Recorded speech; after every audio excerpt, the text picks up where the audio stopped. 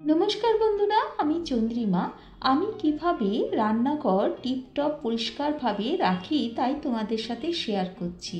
বন্ধুরা, ভিডিওটি ভালো লাগলে লাইক, কমেন্ট ও শেয়ার করো আর সাবস্ক্রাইব করে বেল আইকন প্রেস করে পাশে আমার বন্ধু হয়ে থেকো।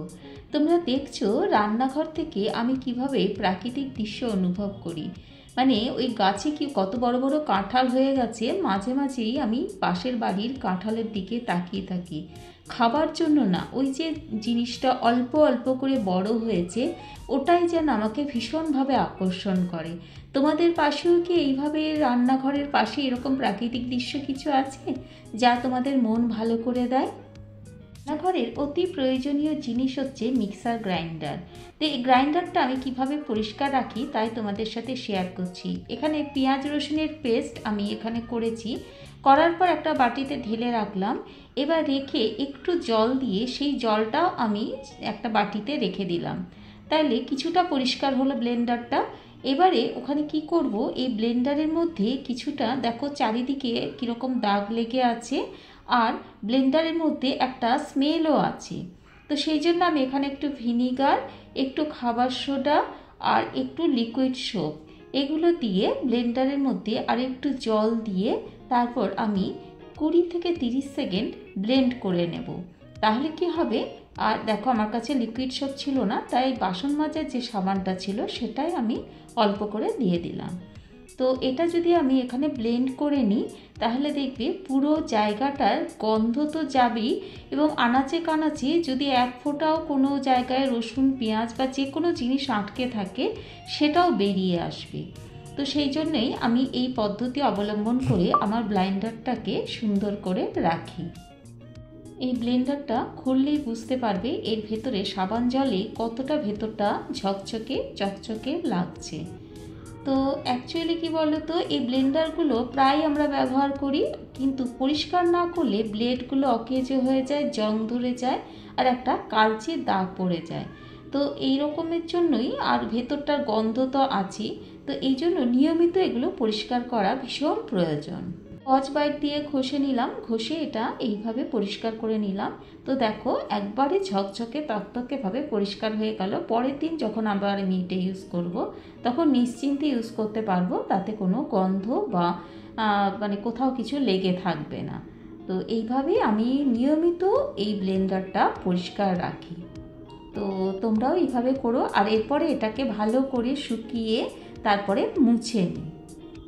দেখো এখন দেখো, এরপরে আমি যে বলেছিলাম না সাবান জলটা রেখে দিয়েছি, তো এর চারিদিকটার বডিটা, মিক্সার গ্রাইন্ডার বডিটা চারিদিকে অনেক দাগ আছে, তো সেইগুলোই আমি এইভাবে পরিষ্কার করব। ওই যে সাবান জল ছিল ওর মধ্যে তো খাবার সোডা আছে, ভিনিগার আছে, খুব ভালো জিনিস। তো সেই জন্য এটা আমি একটা কাপড়ের মধ্যে, শুকনো কাপড়ের মধ্যে ডুবিয়ে এটা ভালো করে চারিদিকটা ঘষে নিলাম।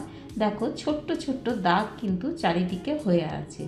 তো এরপরে ভেতরটা আমি কিভাবে পরিষ্কার করছি সেটাও তোমরা দেখো। এই যে চাকাটা আছে তার চারিদিকটাও কাপড়টা ঢুকিয়ে দিচ্ছি, ঢুকিয়ে পরিষ্কার করছি। আর চাকার মাঝে মাঝে যে নোংরাগুলো সেইটাও এই কাপড় দিয়ে আমি পরিষ্কার করছি। আর এই দিকে দেখো যে দিকটা দিয়ে মানে একটা পোর্শন আছে ফাঁকা, সেই জায়গাটাও আমি কাপড় দিয়ে ভালোভাবে পরিষ্কার করে নিচ্ছি। আর চারিদিকে ভালো করে পরিষ্কার করার পর একটা ভেজা কাপড় দিয়ে মুছে নিয়েছি, তারপরে শুকনো কাপড় দিয়ে আমি এটা ভালো করে পরিষ্কার করে নিলাম। তো এখন দেখো গ্লেজটা আর আগের অবস্থা, তাই না? দুটোর মধ্যে কত তফাৎ। আসলে কি বলতো, যে জিনিসটা আমি ব্যবহার করব সেটা যদি যত্ন করে ব্যবহার করি না তাহলে বহুদিন চলবে, আর ব্যবহার করার সময় কোনো ক্ষতি হবে না। তো দেখো আমি ব্লেন্ডারটা এবং মিক্সার গ্রাইন্ডার বডিটা দুটোই কিভাবে পরিষ্কার করে নিলাম। তো তোমরাও এইভাবে পরিষ্কার করো জিনিসটা, তাইলে অনেক দিন চলবে এবং ভালোভাবে চলবে, কোনো অসুবিধার সৃষ্টি হবে না। তো দেখো এইরকমভাবেই আমি আমার রান্নাঘর টিপটপ পরিষ্কার রাখার প্রথম প্রচেষ্টা বলতে পারো যেটা তোমাদেরকে দেখালাম। এবার সেকেন্ড নাম্বারে আমরা চলে যাচ্ছি। তো দেখো এইভাবে ব্লেন্ডারটা আর মিক্সার গ্রাইন্ডারটা এইভাবেই পরিষ্কার করেছি। চাকাটাও দেখো কত পরিষ্কার হয়ে গেছে। রান্নাঘর নোংরা হওয়ার পেছনে সবচাইতে বড় কারণ হচ্ছে নোংরা বাসনপত্র। এঁটো থালা বাসন বেশিক্ষণ যদি ফেলে রাখা হয় বেসিনে, তাহলে দাগ তো পড়বেই, সেই সঙ্গে সিঙ্কটাও নোংরা হয়ে যাবে। তাই যত তাড়াতাড়ি সম্ভব এঁটো বাসনপত্র ধুয়ে ফেলা ভালো। আর যদি একদমই সময় না থাকে তাহলে বাসনগুলো অন্তত জলে ভিজিয়ে রাখতে হবে, এতে নোংরাগুলো অনেকটাই আলগা হয়ে যাবে।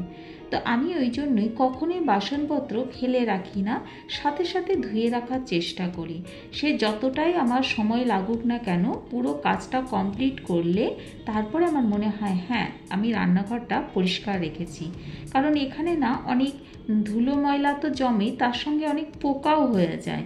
আর আমার হয়েও ছিল একবার এরকম, নোংরা ছিল, আমি ছিলাম না, কিন্তু এরকম নোংরা বাসনপত্র থাকার জন্য দেখছিলাম এসে যে পোকা চারিদিকে ঘুরে বেড়াচ্ছে। আর রান্নাঘরে যদি পোকা থাকে, ওটা তো একটা মা লক্ষ্মীর ঘর, তারপরে হচ্ছে খাবার দাবার চারিদিকে থাকে, সেখানে যদি এরকম পোকা থাকে না, তাহলে কি হয় বলো তো, সেই বাসনপত্রই বলো বা খাবার দাবার বলো, যে কোনো জায়গায় পোকা ঢুকে যাওয়ার একটা সম্ভাবনা থাকে। বাসন মাজার পরে না সবসময় ওই স্কচ ব্রাইট দিয়ে ওই সাবান দিয়ে বেসিনটা একটু ভালো করে ধুয়ে নিতে হবে, তাহলে চারিদিকে কোনো জার্মস থাকবে না। তবু এর মধ্যেও দেখো একটা পোকা ঘুরে বেড়াচ্ছে। তো এইভাবে আমরা যদি পরিষ্কার রাখি তাহলে রান্নাঘরে কোনো জার্মস থাকার সম্ভাবনা থাকবে না।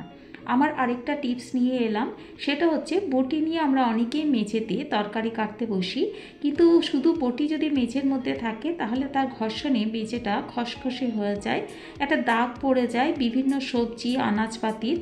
তো সেই জন্যে আমরা যদি এখানে একটা কাগজ নিয়ে নিই, তাহলে কাগজের ওপরে বটিটা থাকার জন্য আর মেঝের সাথে ডাইরেক্ট ঘর্ষণও হবে না, আর কোনো সবজির দাগও মেঝেতে পড়বে না। আমাদের সকলের রান্নাঘরে একটা করে মাইক্রোওভেন আছে। এখানে আমরা খাবার রান্না করার থেকে গরম করা সব কাজটাই করে থাকি, তাই এই মাইক্রোওভেনে চাই পরিপূর্ণ যত্ন।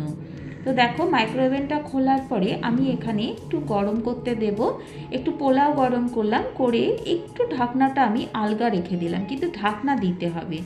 তো এইভাবে আমি মাইক্রোওভেনটা এবারে প্রেস করে দিলাম, স্টার্ট করে দিলাম। তো দেখো এইভাবে খাবারটা গরম করে নিচ্ছি আমি, কিন্তু খাবার গরম করার পর মাইক্রোওভেনটা বন্ধ করে দিয়ে কিন্তু আমরা চলে আসবো না, সাথে সাথে এই জায়গাটা আমরা পরিষ্কার করে নেব। অনেক কিছু গরম করার থাকলে পরপর করে নিলাম, কিন্তু আমি মাইক্রোওভেনটা অবশ্যই করে পরিষ্কার করে নেব। না হলে কি বলো তো, ছোট্ট দু একটা টুকরো খাবার থাকবে, আবার সেই থেকে পিঁপড়ে চলে আসবে, মাইক্রোওভেনটা নষ্ট হয়ে যাবে। আমার মানে অজ্ঞানতার জন্য মাইক্রোওভেনটা নষ্ট হয়ে যাবে। প্রথমেই একটা পাতলা কাপড় দিয়ে আমি চারিদিকটা মুছে দেব। যদি আমার সময় না থাকে তাহলে আমি এই কাজটা অন্তত করতেই পারি। কিন্তু দেখো এখানে যে প্লেটটা পার করলাম, যার মধ্যে পুরোটা ঘোরে আর কি, সেই জায়গাটাও যদি বার করে আমি পরিষ্কার করে নিই, তাহলে নিচেও যদি কিছু পড়ে থাকে সেটাও পরিষ্কার হয়ে যাবে। তোমরা দেখতেই পেলে পড়েও ছিল, সামান্য গরম করতে গিয়েও টুকটাক পড়েই থাকতে পারে। সেই জন্য অবশ্যই করে একটা পাতলা কাপড় দিয়ে, হ্যাঁ তবে এটা মনে রাখবে সুইচ অফ করে কিন্তু কাজগুলো করবে, কখনোই অন করে কাজ করবে না। তো এইভাবে আমি পরিষ্কার করার পরে দেখো আমি এটা ভেতরে দিয়ে দেবো, কিন্তু তার আগে দেখাচ্ছি আমার কাঁচের জায়গাটাও না, মানে প্লেটটাতেও কিছু দাগ হয়ে গেছে, ওটা আমার ভালো করে পরিষ্কার করতে হবে। তো প্রত্যেক দিনই যদি আমি এই ছোটোখাটো জিনিসগুলো মেনটেন করি তাহলে মাইক্রোওভেনটা খুব ভালো থাকবে। এবার পুরোটা ভালো করে পরিষ্কার করার জন্য আমি এখানে একটা বাটির মধ্যে, কাঁচের বাটিতে একটু লেবু দিয়ে মাইক্রোওয়েভ করে নেব। তারপরে সেই জলটা দিয়ে আমি মাইক্রোওয়েভটা যদি কখন পরিষ্কার করব না, তাহলে দেখবে কতটা পরিষ্কার হতে পারে।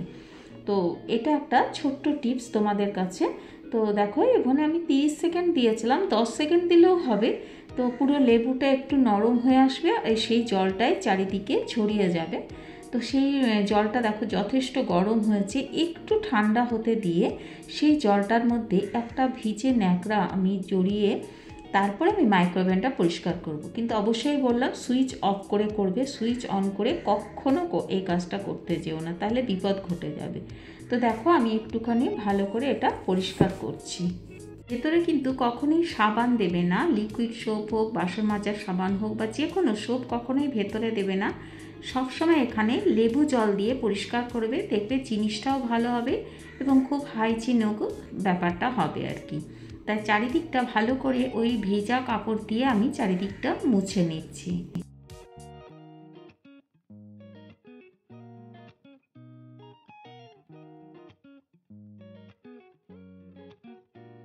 এবারে গোল সাদা প্লেটটা যেটার উপর দিয়ে সব কিছু ঘোরে আর কি, সেই প্লেটটা তোমাদের দেখালাম নোংরা হয়েছে, ওই লেবুরি পোর্শনটা দিয়ে আমি এটা ভালো করে পরিষ্কার করছি বেসিনে নিয়ে এসে।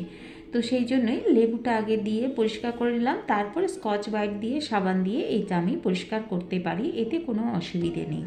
তো এইভাবেই দেখো কাঁচের এই জিনিসটাও যদি পরিষ্কার রাখি না তাহলে কোথাও পোকামাকড় আসতে পারে না, আর পোকামাকড়ই একমাত্র মাইক্রোওভেনকে নষ্ট করে দেয়। তো সেই জন্য আমরা এটা ভীষণভাবে মনে রাখবো যে কোথাও নোংরা না থাকে, অন্তত জিনিসটা ইউজ করার পর এটা যেন আমি ভালো করে পরিষ্কার করি। তো দেখো কত পরিষ্কার হয়ে গেছে। এইবারে বাইরের পোর্শনটা আমি একটু কলিনটা ডাইরেক্ট দেবো না, একটা কাপড়ের ওপর দিয়ে তারপর আমি এটা পরিষ্কার করে নেবো, চারিদিকের বডিটা আর কি, ভেতরটা না, অবশ্যই ভেতরটা না, বাইরের চারিদিকের বডিটা আমি এইভাবে পরিষ্কার করে নেব, তাহলে কোথাও কোনো ময়লা জমবে না। মাইক্রোওভেন নষ্টর একমাত্র কারণ হচ্ছে ময়লা থেকেই পোকামাকড় আসে আর ভেতরের তার কেটে দেয়, পুরো জিনিসটা নষ্ট হয়ে যায়। তো এরপরে আমি সপ্তাহে এটা করব, যখন কোনো খাবার থাকবে না রাতের দিকে একটা হিট স্প্রে করে দেবো চারিদিকে, ভেতরটায় কিন্তু অবশ্যই না, চারিদিকটা, তাহলে কোনো আরশোলা আসবে না।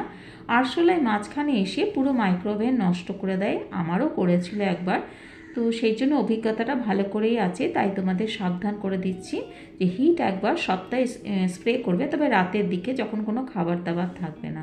তো দেখো তো বন্ধুরা জিনিসটা কতটা পরিষ্কার হয়েছে, তোমরাও এইভাবে করো। টাটা।